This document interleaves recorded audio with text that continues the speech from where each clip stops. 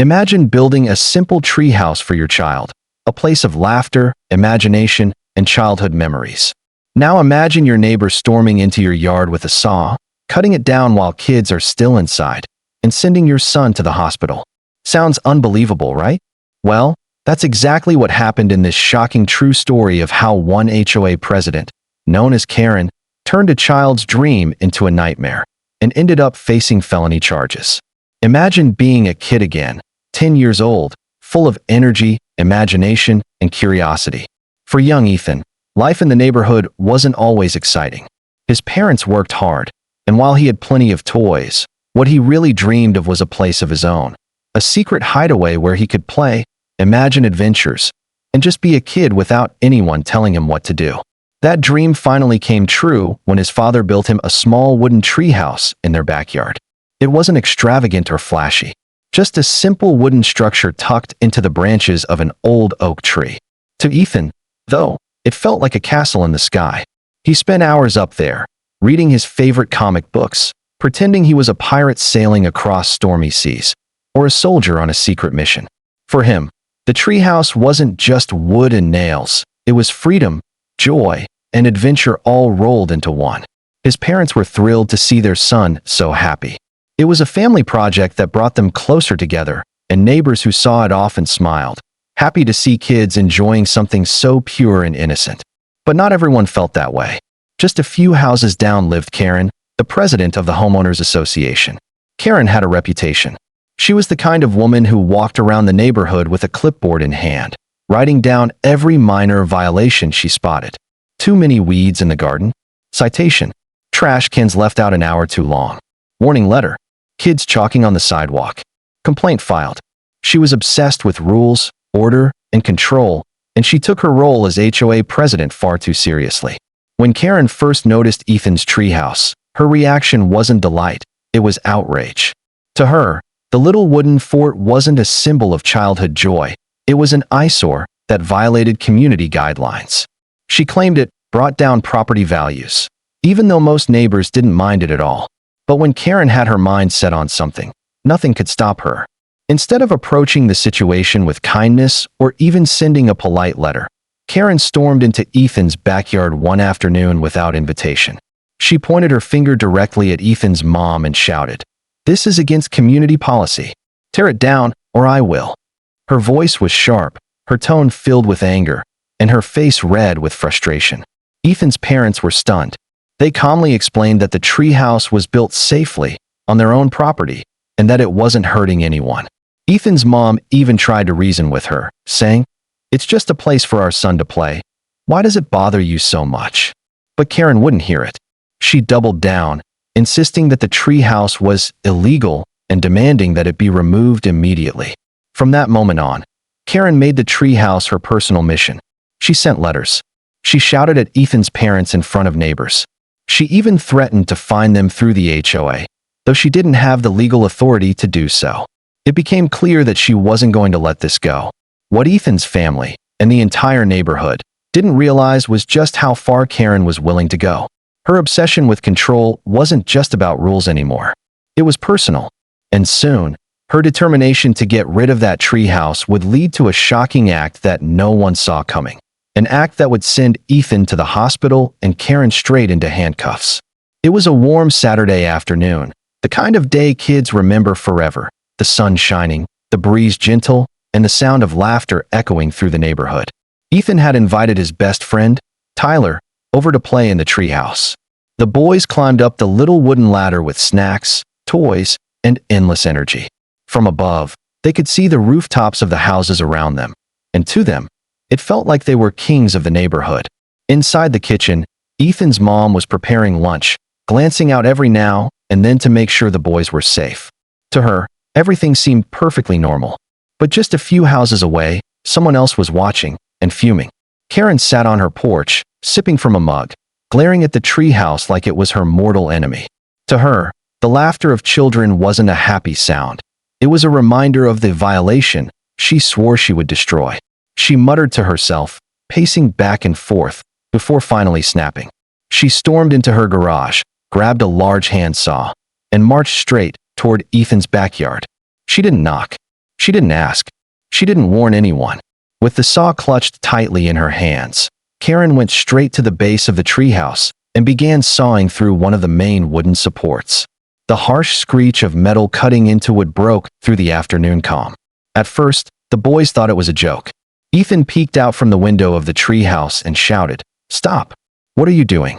His voice was filled with confusion and fear. Tyler, wide-eyed, froze in place. But Karen didn't stop. She shouted back, "This is against the rules. I told you this would come down." Her face twisted with anger, and her movements grew faster, more reckless, as the saw bit deeper into the wood. Inside the house, Ethan's mom hadn't yet realized what was happening. The neighbors, however, were starting to notice. A few people came out of their homes, shocked at the sight of Karen hacking away at a treehouse with children still inside. Some yelled for her to stop, but she ignored them completely, driven by blind rage. Then came the sound no one wanted to hear. A loud crack echoed through the air as one of the supports gave way. The treehouse jolted violently, tilting to one side. Ethan stumbled, trying to grab onto the railing, but the sudden movement threw him off balance. Tyler managed to scramble down just in time, scraping his knee but escaping serious injury. Ethan wasn't so lucky. With a sickening crash, the treehouse collapsed, sending wooden boards splintering across the yard. A heavy beam struck Ethan on the shoulder and side of his head, knocking him unconscious instantly. His small body hit the ground with a thud, motionless. His mother rushed outside at the sound of the collapse, dropping everything as she screamed in terror. Neighbors surrounded the yard, some dialing 911, others rushing to help. Paramedics were dispatched immediately, and within minutes, they were kneeling beside Ethan, checking his breathing and vitals. His face was pale, blood trickling from a cut on his forehead, his arm twisted unnaturally. And there was Karen, standing only a few feet away, still clutching the saw. Instead of showing regret or fear, she tried to justify herself. "I had the right. This was against the HOA rules. I told them it would come down," she yelled, her voice trembling with a mix of anger and defensiveness. By the time deputies arrived, the scene was pure chaos. Ethan on a stretcher, his mother in tears, neighbors shouting, and Karen refusing to back down. But the deputies weren't interested in her excuses. After hearing witness after witness confirm what had happened, they placed Karen in handcuffs on the spot. The charge? Felony assault with a deadly weapon. The neighborhood would never forget the sight of Ethan being rushed to the hospital, or Karen being led away in the back of a police car.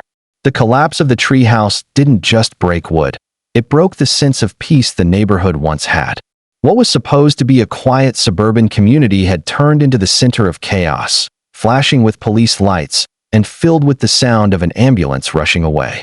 Parents clutched their children tighter that evening, whispering about what had happened, unable to believe that something as innocent as a treehouse could lead to such violence. At the hospital, Ethan's condition was serious but stable.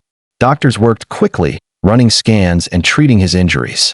He had a concussion, a fractured collarbone, and multiple bruises across his body. Though he would eventually recover, the emotional toll on his family was heavy. His mother couldn't stop crying, replaying the horrifying image of her son lying unconscious in the yard. His father, furious and heartbroken, couldn't believe that a neighbor, someone who was supposed to look out for the community, had caused so much harm. Meanwhile, Karen's arrest sent shockwaves through the HOA and beyond. For years, she had controlled the neighborhood with her strict rules and sharp tongue. Many people had rolled their eyes at her complaints or avoided conflict with her just to keep the peace. But now, there was no avoiding the truth. Her obsession with control had gone too far. The HOA board quickly distanced themselves, issuing a statement saying her actions were not authorized and that she had acted entirely on her own. But the damage to their reputation had already been done. News crews arrived the very next day, filming outside the subdivision. Headlines spread quickly. HOA president arrested after sawing down child's treehouse, and boy injured, neighbor faces felony charges. Karen's mugshot was plastered across local television stations and online news outlets. Within hours, her name became a trending topic, and her behavior was mocked, criticized, and condemned by thousands of strangers on social media. When her case went to trial, the courtroom was packed. Parents from the neighborhood showed up, many of them there to support Ethan's family. Prosecutors painted a clear picture. Karen had knowingly endangered children, using a saw, considered a deadly weapon under the law, while they were inside the treehouse. Multiple eyewitnesses testified that she ignored pleas to stop. Ethan's injuries were shown in photographs that left the jury stunned. Karen's defense tried to argue that she was just enforcing HOA rules, but that excuse fell flat. Rules didn't give her the right to put children's lives in danger. The jury deliberated for only a few hours before finding her guilty of felony assault. The judge sentenced her to community service, mandatory anger management classes, and a probation period. She was also ordered to pay restitution to cover Ethan's medical bills and therapy costs. Though she avoided prison time, her reputation was ruined. Neighbors no longer saw her as the strict HOA president. They saw her as the woman who nearly killed a child over a treehouse. Ethan, thankfully, made a strong recovery. His family took down the remains of the treehouse, but the community came together in a heartwarming way. Neighbors who once stayed silent about Karen's behavior rallied around Ethan, bringing meals, offering donations for his medical expenses, and showing him that he was cared for. For Ethan, the scars would fade, but the lesson remained. Not everyone in the world understood the magic of childhood, but there were always good people ready to stand against the bad. In the end, Karen became a cautionary tale, proof that power and obsession, when mixed with arrogance, can destroy lives. And the community learned something too. Sometimes the greatest danger isn't outside the neighborhood, but inside it, hiding behind rules and a fake smile. If you believe kids deserve to be kids without fear of HOA bullies, make sure to like this video, subscribe, and turn on the bell for more real-life stories of justice. This is HD Stories, where every story finds its voice.